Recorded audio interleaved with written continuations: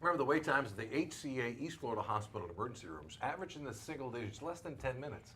All you have to do is go to hcaeastflorida.com. There they list all their wait times for all their emergency rooms, and they update those times every 30 minutes. So it's great for you and your family. In fact, bookmark that in your phone because one day it'll come in handy for you. You'll know exactly where to go. I believe there are now 18 emergency rooms for HCA across South Florida, so it'll come in handy for you. HCAeastflorida.com. Yeah, you want to make sure you have that. Yeah, we're so pleased to be joined by a couple of great guys, Chef Fabian DePaulo, the executive chef from Cultura, and Rodrigo Costa, the sous chef from them. They're 1100 Biscayne Boulevard, right candy corner from the American Airlines Arena. They're open for dinner every night. They go to 11 o'clock through Wednesday, midnight, Thursday through Saturday, and then Sunday until 10 p.m. So go and enjoy them. Latin fusion. We had a pork belly dish to begin the show. Oh my Just goodness. absolutely outstanding. Outstanding. What's the second dish, Joe? Yeah. Well, this one I use the Mediterranean flavors infusion what we've been talking at the beginning. So we have the octopus with braised beans. What it does is at the beginning, before we start doing this dish, we just get a fresh tomatoes and we throw it in the oven to start roasting. They take maybe like an hour to roast. And they begin with the cannellini beans. This looks so good. Yes, we put some time on it and olive oil, just let them roast really, really well on the oven. And they start braising the beans, just cooking on saute fresh veggies, classic mirepoix. We put just onions, carrots, and celery sticks right there. So then we just put some olive oil, keep cooking a little bit. We put the cannellini beans on it, and just we throw in it the classic veggie stock, and you can get in a supermarket. You don't have to do it, but in our case, we do our own veggie stocks in house.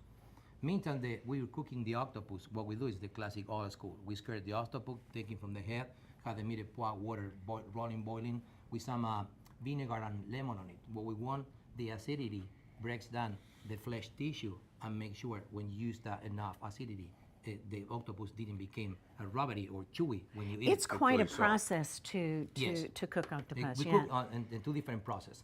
So basically what it does, we skirt them, 10 seconds each with a quart, half on top of the neck, make sure the skin is not removing. That's why we just, and then we drop it in the water and we cook for 45 to 50 minutes depending the size. We use a medium size in between 6 and 8, say pounds, 6 to 8 pounds each, and we had a nice decent tentacle on it. And then we cook for 45 minutes. When it's done, we flash them back in really cold ice water to make sure all the skin is still on it. Then we just cut it. We put some olive oil on top, paprika, salt, pepper, lemon, and we grill them. And we put on the sous vide bag, and we keep them to keep the moisture, and we use as we need. When this is ready, on the bean side, when the juice is reducing, we just add coconut milk, and we throw in it the roasted tomatoes.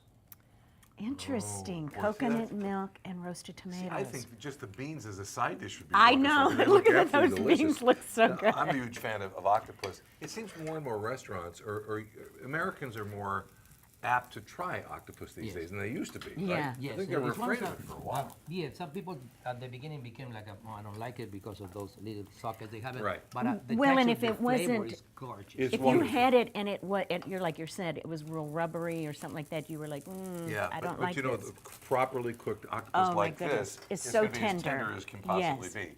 And it's a meaty dish, and with those beans, this is going to be absolutely outstanding. Yeah. Chef, do you mind if we try some of your Melback? Please, absolutely. Now, again, this is do you have a lot of, I imagine you must have a lot of Melbacks on the list at Cultura. Yes. I bet you do. Please, you might try. Is that Yeah, right? sure. I'm sure it's wonderful. It's also got a great nose to it. It's wonderful. I can see where it goes deliciously with that pork belly and with those tomatoes involved with this. So in the dish. meantime, Ooh. you are talking about the tomatoes. We let them cook for almost hour and a half to reduce enough the liquid and came with a creamy consistency. And we finished with thyme and curry. So that curry flavor gives us the yellow color on it, and they just power all the octopus when you working all together. And we finished with pangrattato. The idea to use the pangrattato in that dish, it became, from Italy on the 1914 and the Second World War. And they don't have no cheese, nothing else to add on a food. So what they use is the old bread, shredded, and they just put it in a saute pan, heat it up with a little bit oil or butter, whatever they have, thyme and garlic, and they got that crunchy flavor, thymy butter added on a dish. So Wow, fascinating? this that's is the really crunchy, the interesting. crunchy side on that dish will be the pangrattato when we finish. And just to fit in that the dish, we put in the left side of the plates. You have the pea shoots. We're not adding those pea shoots have a really earthy flavor when you eat it all together. So I hope you like it. And this is the final. It's pretty simple. It looks like simple, but they're not simple in the way we do. Right. No, it takes you a long time Yeah, to there's make a lot this of dish. prep work I mean, when it- done ahead of time. Right. I mean, when it comes and sits at the table, it's gorgeous and it looks simple, but there's a lot of work. Now, is that the Those are the breadcrumb? breadcrumbs This he is was the pan talking grattato, about. yes. Pan grattato. Pan grattato. And there was Pan something that started around World War I with in Italy. Yes. Huh, fascinating. Who knew? Well, the Italians are very inventive. By the way, the chef was born in Abruzzo, but you grew up in where, Sao Paulo? Buenos Aires. Buenos Aires. Buenos Aires. Buenos Aires. And so you've had a lot of different. So that's the my great thing goodness, about look at this. about a wonderful chef. Isn't that Look at gorgeous? this dish. The great thing about a wonderful chef is the experiences from different types of cuisine, Yes. and then able to come together and put everything together like this. This is what we tell our cooks. Ergo cultura. Yeah, Exactly. cultura. Cultura. There you go. Come Very to good. visit us anytime. And the idea to tell all my kids here, I got young cooks, I said the most you travel, the most you eat in different cities, street food, it will be just growing up and blowing up your mind Right. with the new concept, new ideas, new flavors. Right. The most you travel is the better. You want to be a cook, just not only go through today you have by hands, internet or the social media, but just traveling 8% in the city is completely different than reading a Yes, book. yeah, it is. That experience Right. changed all your life Yeah, as a sure cook. does. And Rodrigo, what's the national dish of Bolivia? Is there something in particular that you always love to go back and eat? I'm working that as the sopa de maní, as Sopa- pineapple soup. Pineapple Pineapple soup. soup. Exactly. Wow. It's too original for Bolivia. As in USA, it's difficult for the pineapples for use in Bolivia is not sport. So Right. it's complicated. Now, It's hard to find here those type of pine nuts in a supermarket. okay. so it's not yet And on they're the menu at expensive. Cultura, but maybe in the future we'll wind Yeah. up with it on the menu. Maybe. Thank you. That's delicious. It's got a richness to it. The tomatoes really make it. And also has a tiny bit of a sweetness at the back end of it, too. Because of the coconut milk. Ah, the coconut milk, yes, of course. Boy, that's absolutely delicious. What's next at Cultura? Do you think, will you open for lunch one of these days or not yet? Yes, we are working on it. We are in the process to just come maybe with some simple menu, no, as long as we have the dinner and just our experience lunchtime. But we are in the process in a few weeks start see if we can work and open.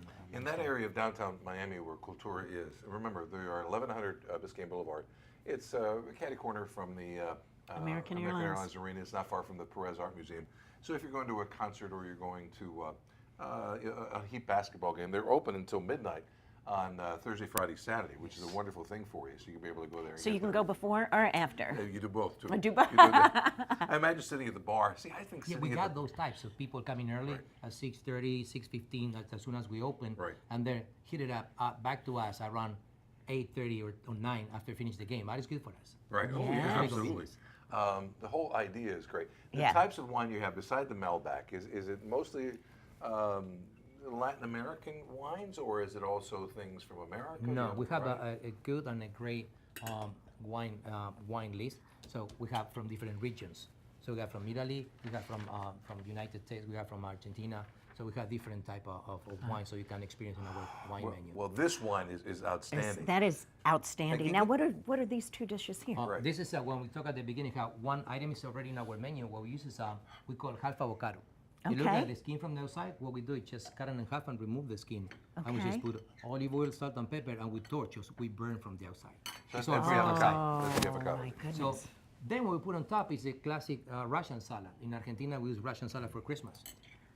Interesting. So we came with the Russian salad. It's a classic, potato. We put carrots on, sweet peas on it. But what we do is we don't use the classic mayonnaise. So to Okay. make it a little bit different, we use Japanese mayonnaise. We use Kewpie. Ah. Kewpie is a Japanese mayo. Has a different tangy flavor and unique. Is it miso- healthier? Yes. Oh, Like okay. and on the miso flavor in the end, and we just to add in a little bit more flavor on it, we sweat shallots, just swelling the shallots, and we use the liquid, the shallot sweating on a pan, and we put it on it, and then we toss all together. And we Gorgeous. finish with sea urchin. We see the brown on top, we put some sea urchin on Ah, top, yes. and they give like some ocean flavor. And Tammy, what is the next dish? Is that a dessert? Did I see This is already? dessert. Will be in our future menu. It is a tropical pavlova. What we do is Wow. the classic pavlova is merengue, just whipped cream and fruits. But what I do, we did it in different ways. So we do the cream with white chocolate, to add maybe just one chocolate flavor, Beautiful. and we got star fruits, strawberries, and dragon fruit soaked in different syrups. The strawberries are vacuum packed in basil syrup, and the star fruit and the dragon fruit are soaked in ginger syrup. We finish it with pomegranate to give it a more crunchy beautiful. flavor in it. Because I remember I had in my backyard, my father's house, got a tree, pomegranate tree. Oh, wonderful. And I love that flavor. It's Cultura, 1100 Biscayne Boulevard, catty corner from American Airlines. We're going to go for dinner one night and enjoy Got to it. check it out. Gentlemen, Thank you you very so Thank you much. so Thank you. much. Back Thank with you. more right after this and eat this, drink that, go. Yay! That's delicious. This